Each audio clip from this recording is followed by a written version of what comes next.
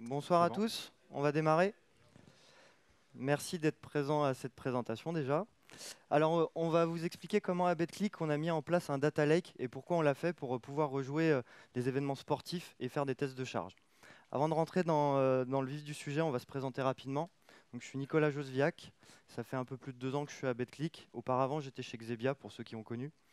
Maintenant, je suis au département architecture et je m'occupe de l'équipe qui gère les composantes techniques transverses et aussi les tests de charge. Et je suis accompagné de mon camarade. Donc, je suis Étienne Puissant, ça fait un peu plus de 2 ans que je travaille chez BetClick. Je travaille dans l'équipe de Nicolas sur des sujets de tests de charge et de performance. Du coup, rapidement, l'agenda, on va vous expliquer ce qu'on fait à BetClick hein, très, très rapidement pour remettre un peu de contexte. Ensuite, on va vous expliquer comment et pourquoi on a analysé les événements sportifs pour pouvoir les rejouer, pourquoi c'est important pour nous de le faire. On va ensuite soulever le capot, vous présenter l'architecture qu'on a mis en place. Et enfin, on vous expliquera les retours d'expérience sur les outils et méthodos qu'on a utilisés. On est parti. Donc le contexte, très rapidement. Alors vous le savez sans doute, Betclic est une application de paris sportifs en ligne. On est présent sur les mobiles iOS, Android et il y a une web app Angular aussi. Alors concernant les activités sportives, alors je ne vais pas toutes les énumérer, hein, mais on va être présent sur les grosses compétitions, donc Ligue des Champions, Roland Garros, NBA, le MMA, alors peut-être moins connu en France, c'est plus pour la partie polonaise, c'est une subtilité. On n'est pas seulement présent aussi sur tout ce qui est sportif, on a une activité de casino, poker et paris hippiques. En fait, la promesse de BetClick, c'est de pouvoir proposer du divertissement supplémentaire pendant que vous jouez et de passer d'un univers à l'autre. Donc par univers, j'entends, vous commencez à jouer par exemple pour parier sur un match de foot, vous pouvez aller faire un peu de casino poker ou un peu de paris hippique si jamais il y a une course qui a lieu en parallèle. Je l'ai dit rapidement, on est présent dans plusieurs pays, donc en France, Pologne, Italie, Portugal.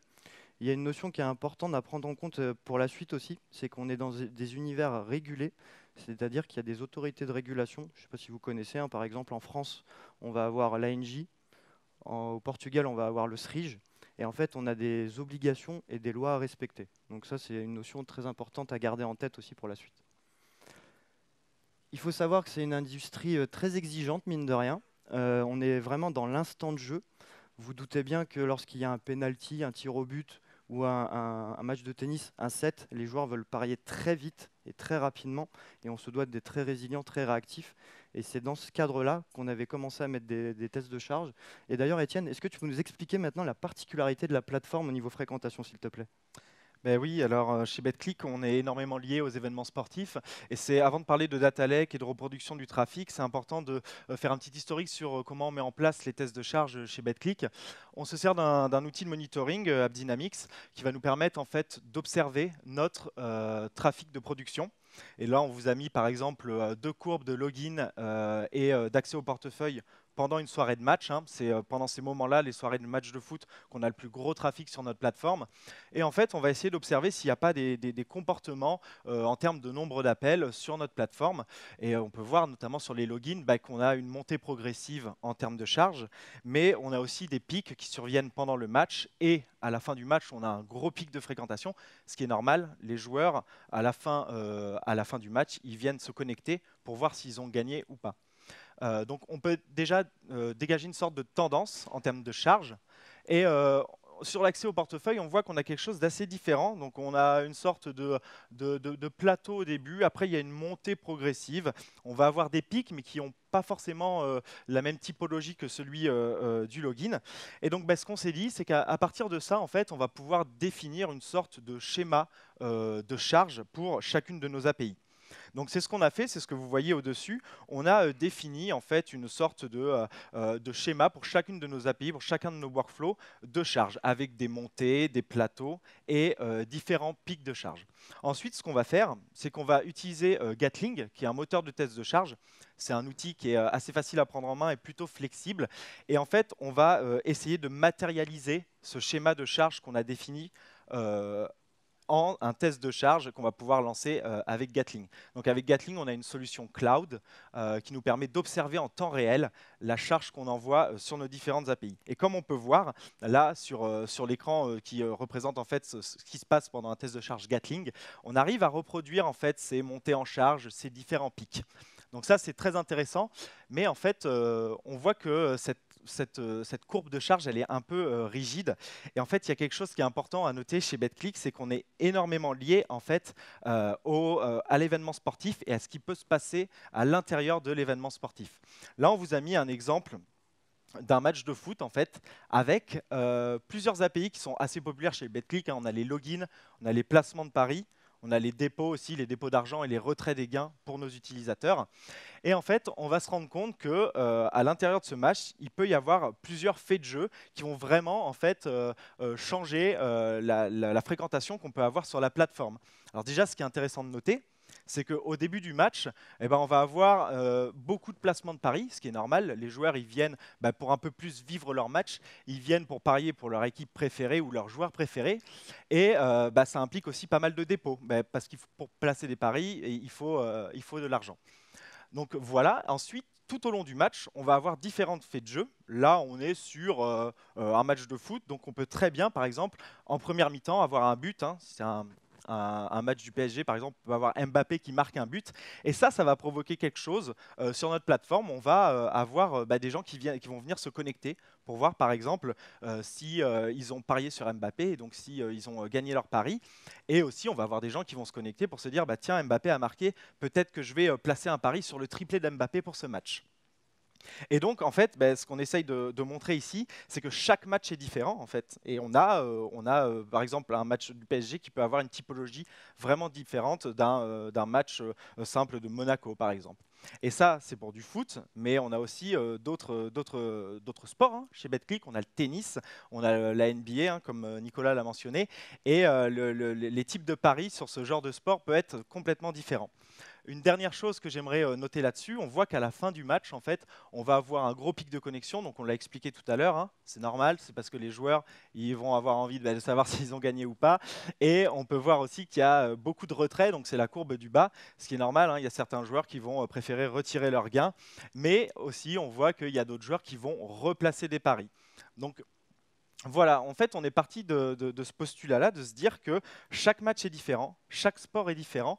Et en fait, faire un test de charge plutôt classique où on va faire une sorte de tendance de charge sur un match, ça ne va pas forcément marcher à chaque fois. Donc c'est là, de cette idée, on est parti, on s'est dit, on va essayer de voir si on ne peut pas récupérer en fait, le trafic qu'on a en production et pouvoir le rejouer dans un test de charge avec Gatling. Donc c'est ce qu'on va vous présenter aujourd'hui et je vais laisser Nicolas commencer à vous présenter comment en fait on va récupérer cette donnée, comment on peut récupérer les données, le trafic qu'on a en production. Merci Étienne. Alors effectivement, comme vient de le dire Étienne, on arrivait un peu aux limites de notre test de charge, hein. Manuellement, vous voyez les tendances qu'on arrivait à faire, ça nous avait déjà débloqué pas mal de situations, on avait pas mal amélioré la plateforme, mais on voulait passer à un next step. Mais avant d'aller dans la technique un peu plus, je vais vous expliquer c'est quoi une session utilisateur à BetClick. Donc on va commencer par la partie du haut.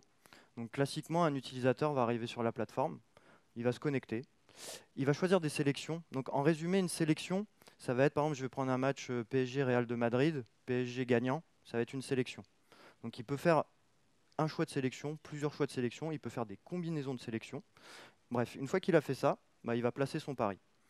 La ligne du bas, donc c'est le même joueur qui revient un peu plus tard par exemple, ou un autre joueur.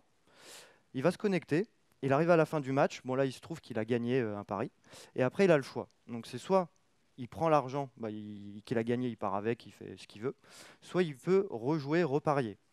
Le problème, c'est qu'il peut y avoir, vous vous doutez, pas mal de combinaisons possibles. Donc en fait, les joueurs peuvent faire à peu près toutes les combinaisons possibles, rien que sur ces 6 screens. Ça peut être encore plus compliqué si on passe d'un univers à l'autre. Donc si par exemple on passe dans l'univers casino, poker ou hippique, vous voyez toutes les combinaisons qu'on peut faire. Donc vraiment manuellement on atteignait nos limites.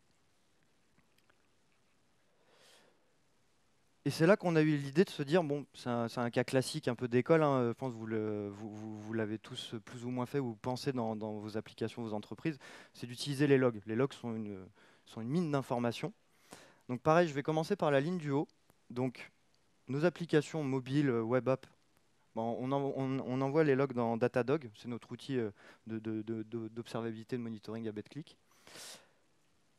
On va avoir 3 sources principales de logs donc, qui proviennent des serveurs 2IS. Historiquement, à BetClick, on a pas mal d'applications en .NET. Donc on a encore des applications 2IS qui envoient pas mal d'infos. Donc on va les prendre. On a une API Gateway basée sur Kong. Donc là aussi, qui envoie pas mal de logs. Kong, on n'a pas fini de tout migrer nos API, donc c'est pour ça qu'on utilise encore 2IS et Kong. On est obligé de faire les deux ensemble, pardon. Et enfin, un cache varnish aussi devant en front, qui va être source de log aussi. Donc là, on va dire que ça va plutôt être des logs techniques.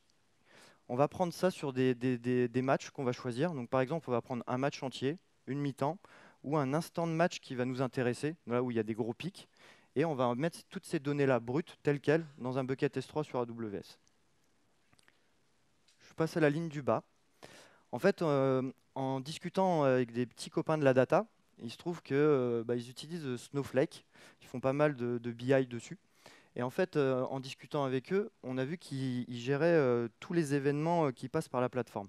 À BetClick, on a un bus d'événements. Donc on est en microservices et on a mis un bus d'événements pour pouvoir dialoguer entre tous ces microservices. Et notamment, tous ces événements-là sont échangés et sont quasiment tous sauvegardés dans Snowflake. Ici, on va retrouver des données un peu plus business. Donc typiquement, on va avoir le détail d'un pari. Donc on va avoir la cote qui a été placée, le montant aussi associé. On va avoir toutes ces infos-là qui sont très riches. Donc pareil, on va faire comme Datadog, prendre la time frame qui nous intéresse, mettre ces données brutes dans un bucket S3. Gros point d'attention, on travaille sur des données anonymisées. On doit faire attention à la GDPR comme beaucoup de sociétés. J'ai envie de dire plus encore nous. Et du coup, nous, ce qui va nous intéresser, ça va être vraiment le comportement des utilisateurs. On va regarder vraiment le comportement et essayer de reproduire le comportement qu'Étienne a expliqué tout à l'heure. Alors, je vais sauter l'étape. Il y a la magie qui opère. Étienne reviendra dessus après. Il y a un bucket S3 dans lequel on va retrouver les résultats du process, de ce fameux process. Et dans ce bucket S3 de résultats, on va retrouver des fichiers de feeder qui vont pouvoir être utilisés par Gatling. Donc Gatling, Étienne en a parlé, c'est l'outil qu'on utilise pour faire les tests de charge. Et pour ceux qui connaissent Gatling, qui l'utilisent, il est possible d'utiliser des feeders, donc ce sont des fichiers dans lesquels on a les scénarios, simulations d'appels, et lui va se nourrir de ça pour exécuter les tests de charge. Du coup, nous, dedans, dans ces fameux feeders, on va avoir vraiment tout l'enchaînement des appels durant, par exemple, une mi-temps de match, qu'on va pouvoir rejouer dans l'ordre, c'est ce qui nous intéressait, et on va pouvoir adapter la charge comme ça. Pareil, on utilise ces fameux feeders pour aussi gérer des comptes de test, parce que Étienne l'a dit rapidement, pour par exemple parier, il faut que les joueurs aient de l'argent. On a des comptes de test spéciaux dans lesquels on leur fournit de l'argent et qui passent par des feeders aussi. Et du coup, à partir de là, on est capable de rejouer les matchs. Alors du coup, maintenant, Étienne, on va soulever le capot et maintenant, je te propose de nous expliquer l'archi qu'il y a derrière. Ouais, alors je vais expliquer un peu la magie qu'on a au milieu. Donc, comme tu l'as dit, Nicolas, on a des données d'entrée brutes qui viennent de Datadog et Snowflake. Et on a un fichier de sortie, un format de sortie qui est feeder pour Gatling. Et il faut bien se douter qu'au milieu de tout ça, on va avoir besoin de faire pas mal d'actions pour modifier la donnée et qu'elle soit lisible par Gatling. Donc, on a une architecture en fait avec des outils AWS pour traiter cette donnée. Ce que j'aimerais attirer l'attention d'abord sur le fait qu'on utilise des step functions. Donc, step function, c'est un service AWS qui permet de faire des suites d'actions ordonnées et définies. Donc, grâce au step function, on va pouvoir enchaîner les différentes actions de traitement des données qu'on va avoir besoin pour obtenir notre feeder final. Donc, on va un peu détailler là, ce schéma d'architecture. Donc, on l'a dit, on a Datadog et Snowflake, on a les données qui arrivent dans un bucket S3 et ces données, elles sont brutes. Donc, on va prendre ces données brutes et on va les mettre dans un job Glue. Glue, c'est le service AWS, c'est un service d'ETL en fait. Et à l'intérieur de ce job Glue, on va faire pas mal d'actions, on va cleaner la donnée, on va enlever par exemple tous les champs qui ne nous intéressent pas dans les différents logs qu'on a récupérés. Et on va aussi transformer la donnée, certaines données, par exemple, ça peut être les dates, ça peut être certains champs qu'on a besoin de modifier pour qu'après, on ait un feeder lisible par Gatling. Donc cette opération, elle prend un peu de temps, mais une fois qu'on a terminé, on va mettre ces données à l'intérieur d'un bucket S3, un bucket qu'on va appeler un bucket de données processées. Et en fait, ça va être ça notre data lake. Ça va être là-dedans qu'on a nos données sur lesquelles on va pouvoir travailler ensuite. on va continuer en fait pour créer notre feeder. On a besoin d'une dernière chose. On a un service .NET là, qui est à l'extérieur, qu'on voit qui est à l'extérieur d'AWS, où on va avoir différentes actions business qu'on a besoin de faire en fait pour créer le feeder final. Je pense par exemple, on a des données par rapport à des matchs, par rapport à ce qu'on appelle de l'offre chez nous. Il va falloir qu'on les réhydrate parce que évidemment, si on prend des données d'un match qui s'est passé il y a 2 semaines, bah, les données elles sont pas forcément encore disponibles sur notre application. Donc il va falloir réhydrater tout ça. Et on a aussi des actions comme l'authentification de nos users de test. Il va falloir gérer ça. Il va falloir qu'on donne à nos utilisateurs de test le moyen de se connecter et de pouvoir faire toutes les actions qui vont être définies dans le feeder. Une fois que ça c'est terminé, on va pouvoir avoir un fichier final de feeder avec nos données qui sont ordonnées avec la date, donc les vraies actions qui ont été faites par les utilisateurs. On va mettre ça dans un bucket S3. Et enfin, Gatling, lui, va être capable de récupérer ce fichier de feeder et on va pouvoir lancer un load test grâce à ça. Alors, vous l'avez peut-être vu, mais on a aussi 2 autres outils qui sont Athena et QuickSight. Athena, on s'en sert pour faire de l'analyse de données. C'est-à-dire que vu qu'on a un data lake, on se dit on va pouvoir aussi s'en servir pour faire de l'analyse de données quand on en a besoin. Si par exemple, pendant un match, on a besoin d'avoir des informations sur ce match-là, on va pouvoir aller requêter avec Athena et obtenir ces informations. On a QuickSight aussi. Donc QuickSight, c'est pareil, c'est un outil AWS qui permet de faire du dashboarding. Et là, pareil, on va s'en servir. On va plutôt les partager aux équipes parce qu'on peut avoir des métriques assez intéressants qu'on sort de nos données processées qui peuvent intéresser certaines équipes. Et surtout, vu qu'on va faire des extracts de matchs ou ce genre de choses, on va pouvoir avoir un peu un suivi de nos données et voir si, par exemple, on a des API qui ont été plus appelés pendant ce match qu'un autre.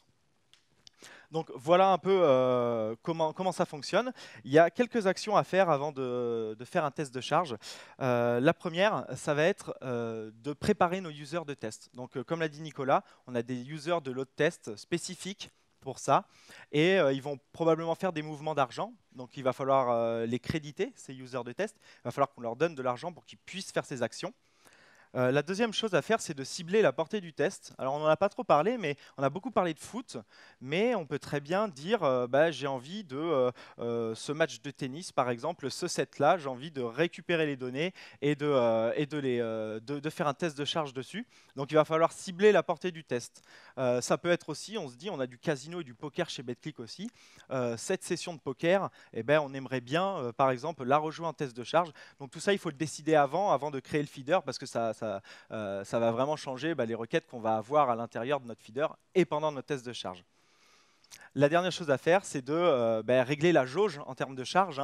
Ce qui est bien avec Gatling, c'est qu'on peut gérer en fait le nombre d'utilisateurs qu'on va injecter pendant notre test de charge. On peut très bien se dire en fait, ce match de foot, ou par exemple le moment où Mbappé a marqué un but, on va rejouer ce moment-là avec un test de charge en mettant 10% de users de plus par exemple, ou 20% de users de plus.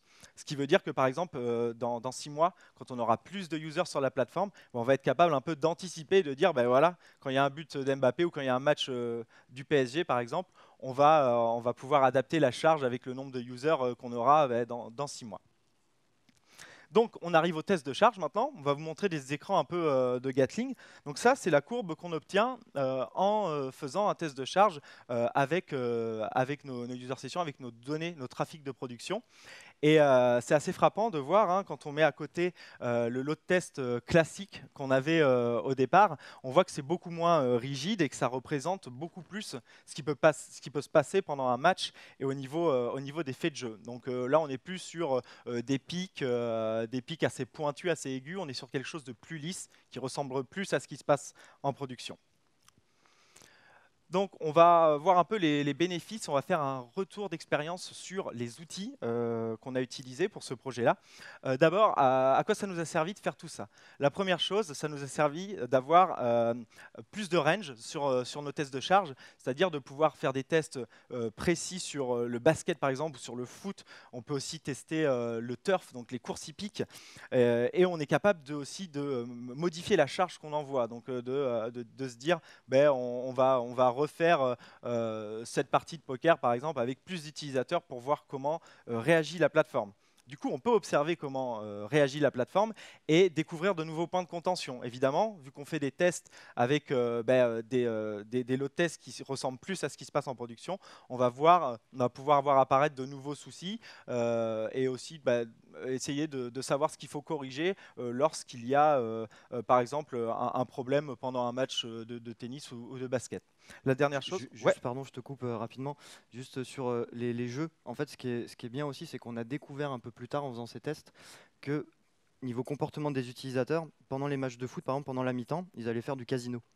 Et du coup, on a pu mixer aussi les jeux ensemble et refaire un peu ces nouveaux comportements qu'on détectait au fur et à mesure. Et le dernier bénéfice qui est assez important, c'est qu'on va être capable de rejouer en fait des périodes, on va pouvoir rejouer des matchs. C'est-à-dire que par exemple, si on a un PSG Madrid, il y a quelque chose qui s'est mal passé pendant le match, on a eu un gros pic de charge et on ne comprend pas trop ce qui s'est passé, on va être capable de récupérer ce trafic et de le rejouer et de pouvoir analyser un peu à froid ce qui s'est passé. Pour terminer, on en a parlé un petit peu, on a Athena et QuickSight qui sont des outils un peu à côté, qui ne sont pas forcément en rapport avec le test de charge, mais qui nous permet d'analyser les données et de partager des informations aux différentes équipes. Alors, concernant maintenant les outils. On a parlé de Glue, donc la solution ETL d'AWS. Alors là, pour Glue, il y avait un fort coût d'entrée. C'était pas facile pour nous de rentrer dedans parce que on n'avait pas forcément de connaissances data. Glue, c'est écrit avec PySpark, donc c'est un peu velu si on n'en a jamais fait. Et nous, dans l'équipe, c'était assez compliqué de rentrer dedans. Et on a même recruté quelqu'un en fait qui avait des compétences en data pour nous aider pour optimiser les coûts, pour optimiser le code. Juste d'ailleurs, dans la salle, qui connaît et qui a déjà pratiqué Glue? Ouais, un petit peu Un quand petit même. peu quand même. Ouais. Ok. Ouais, c'est pas le service le plus populaire Ouais. d'AWS, mais voilà, pas facile de rentrer dedans quand on n'a pas forcément les compétences. Deuxième outil, les step functions. Alors là, par contre, c'est tout le contraire. C'est assez facile à prendre en main. Et puis sur la console AWS, c'est vraiment assez facile de commencer à travailler avec les step functions. C'est très visuel, on peut faire du glisser-déposer assez facilement. Et on a plein d'outils qui sont clés en main à l'intérieur. Par exemple, tout ce qui est déclenchement de lambda, tout ce qui est requête sur S3, lancement de job glue. Tout ça, c'est déjà prévu dans les step functions et on peut très vite démarrer. Et nous, c'était, je crois, la première fois qu'on utilisait cet outil-là chez BetClick. Et on a été plutôt satisfait et c'était vraiment bien pour notre use case, pour le coup, parce qu'on avait pas mal d'actions à faire qui devaient être ordonnées. Et on va vous montrer un peu comment ça se passe quand une step function est lancée. Donc ça ressemble à ça. Donc c'est une suite d'actions, c'est un diagramme assez basique. Donc on a à gauche quand ça se passe bien, à droite quand ça se passe pas très bien. Donc on a vraiment un visuel sur ce qui se passe pendant le run de la step function, et aussi un avantage assez fort au niveau du debug. Quand il y a quelque chose qui se passe pas bien, on a une vision pour chacune des étapes sur l'input et l'output de l'étape. Ce qui fait que par exemple je peux savoir ce que j'ai envoyé à ma step et je peux savoir ce qu'elle me ressort. Et ça, par exemple, quand on a une erreur, ça va être vraiment utile pour savoir, c'est peut-être en fait, je ne lui ai pas donné les bonnes informations à ma step, c'est pour ça qu'il y a eu un souci. Donc vraiment, le step function, on est plutôt satisfait. Je ne sais pas s'il y a des gens qui ont déjà utilisé ça. Un petit peu quand même. C'est vrai que c'est pas forcément le plus populaire. Il faut avoir le bon use case aussi. Ouais. Dernière chose à noter sur les step functions, c'est que le AWS nous fournit en fait du code pour l'infra as code qu'on peut facilement implémenter. C'est-à-dire qu'on ne va pas avoir à écrire l'infra as code from scratch, on va avoir du code que nous génère AWS et qu'on va pouvoir intégrer facilement. Donc ça c'est un bon point. Derniers outils, on en a déjà parlé, QuickSight et Athena. Donc là, c'est pareil, c'est plutôt facile à utiliser, même si on n'a pas trop fait de data. C'est assez visuel. Bon, Athena, c'est des requêtes, donc c'est plutôt simple. Quelque chose à noter sur Athena, en fait, au début, on s'en servait pour créer nos feeders. En fait, on faisait une grosse requête qui nous permettait en fait de sortir un fichier avec toutes les informations utiles pour Gatling, disponibles pour Gatling, lisibles. Mais en fait, on s'est rendu compte que les requêtes, au fur et à mesure, on avait de plus en plus de données, elles étaient trop longues et que ce n'était pas forcément l'outil adapté. Et c'est pour ça qu'on s'est penché vers Glue, qui est pour le coup pour gérer une grosse charge de data, c'est beaucoup plus adapté. QuickSight, facile à prendre en main, c'est très visuel, ça plaît beaucoup aux équipes parce qu'elles peuvent vite voir, j'en ai parlé un peu tout à l'heure, elles peuvent vite voir si des informations sur leurs API au fil du temps, hein, parce qu'on fait des extracts du coup pour tel match, telle partie de poker. Donc sur QuickSight, on va pouvoir monitorer tout ça et avoir des dashboards et quelque chose de visuel. Dernière chose, avant de finir et de passer aux questions. En ce qui concerne les données, voilà un peu le nombre de données qu'on a quand on extrait une journée. Donc on a 100 gigas de données brutes sur Datadog et Snowflake. Une fois qu'on a traité ces données avec Glue, on va avoir 40 gigas de données clean et après 35 gigas de données processées. Il faut savoir qu'on met en place des life cycles aussi sur nos S3 hein, pour pas que la donnée elle soit tout le temps là, hein, pour vraiment optimiser les coûts. Et là, on montre une journée, mais c'est très rarement qu'on prend un extract d'une journée. La plupart du temps, comme on l'a dit, on va prendre des extracts sur, par exemple, la deuxième période de tel match ou ce set de tennis. Donc vraiment, là, c'est pour aussi optimiser les coûts hein, et pas qu'on ait énormément de données à traiter. En ce qui concerne les coûts de Gatling, pareil, c'est très variable hein, en fonction du test de charge, qu'on a et de la puissance qu'on veut injecter. En fait, hein, plus on veut injecter de puissance, plus on a besoin de machines Gatling pour injecter la donnée et plus c'est coûteux. Pour terminer, le temps de process de tout ça, de toutes ces données, il faut compter à peu près une demi-heure, une heure pour traiter toutes ces données. Mais après, la génération du feeder est beaucoup plus rapide. Une fois qu'on a nos données processées, on peut générer le feeder assez rapidement et lancer un test de charge assez rapidement. Pour finir, on va faire un petit peu de pub. On a un blog technique sur lequel on commence à écrire des articles. D'ailleurs, on va probablement écrire un article sur les prêts qu'on fait. Je profite pour faire la pub aussi. Demain, on a une présentation où on va parler plus performance, on va parler Euro 2020. Donc ça va être intéressant. Donc n'hésitez pas à faire un tour là-dessus. Il n'y a pas trop de contenu pour l'instant, mais on va continuer à mettre des articles. On vous remercie de nous avoir écoutés. Et est-ce que vous avez des questions sur ce qu'on a dit, peut-être des choses qui n'étaient pas claires? Allez, merci beaucoup.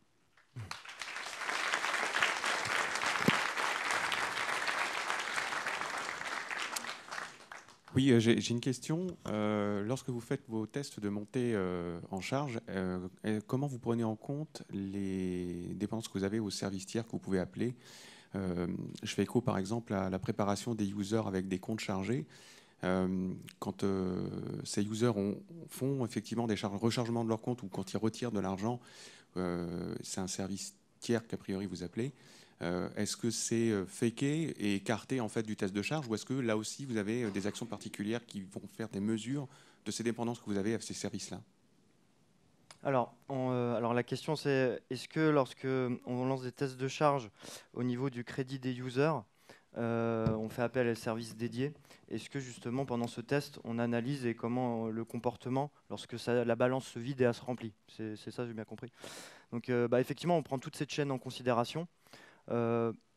Les tests classiques, hein, qu'on ne se cache pas qu'on va faire, hein, c'est on va mettre beaucoup d'argent et bon, ils vont parier et puis ça va vider un petit peu. On a commencé à regarder pour recharger pendant le test de charge, mais c'est quelque chose qu'on n'a pas encore poussé trop loin, effectivement. Mais c'est une prochaine étape à faire, effectivement. Mais oui, le but, c'est d'analyser toute la chaîne. Donc, en l'occurrence, déjà, on voit quand ça se vide, le comportement que ça a, parce que quand ça se vide, il y a des contrôles derrière, hein. Comme je l'ai dit tout à l'heure dans l'introduction, les régulateurs, ils regardent beaucoup ça. Et du coup, on est obligé d'analyser vraiment les contrôles derrière qui vont être faits, et c'est très important. Alors, ma question, en fait, elle concerne sur l'environnement, parce que je suppose que vous ne faites pas les tests de charge en production. Bon, bien sûr, ça va de soi. Donc, vous disposez d'environnement. Bon, ça peut arriver, mais c'est toujours mieux que ce soit les utilisateurs qui testent. Mais... Donc, la question, en fait, est-ce que vous disposez d'un environnement d'homologation technique pour réaliser les tests?